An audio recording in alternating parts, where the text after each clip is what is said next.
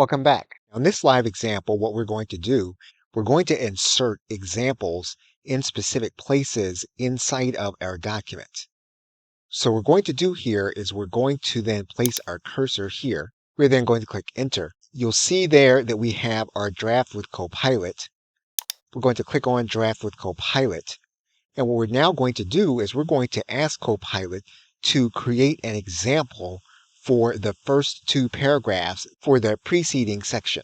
What we will now do is we will click generate, and we will expect that Microsoft Copilot will then write our example. We can refine this example, but for the sake of this video, we're going to keep that example.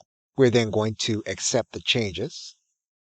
You're going to notice here that this document has a blue diamond. We can click on top of that blue diamond. And what you'll notice here is that what we can do is we can add some kind of visual emphasis to specific text. For example, if you want to have a pull quote of some kind, you can do it. And we're just going to accept the change.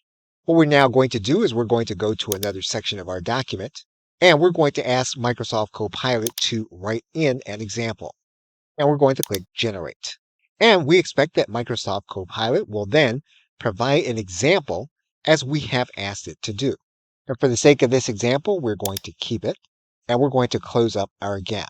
What we now want to do is we may want to have Microsoft Copilot to rewrite a section. And so what we're going to do here is we're going to highlight the entire section. We're going to click on Microsoft Copilot, and we're going to ask Microsoft Copilot to rewrite this section. And we will get Microsoft Copilot to rewrite a section of our document. We can either have Microsoft Copilot to insert the content or to just replace what we've asked it to replace. And we're going to replace our content. So basically now what is going to be a new document. What we can now do is we can reevaluate our document based on a new standard. And you'll see now that Microsoft Copilot will then reevaluate our document based on this new standard.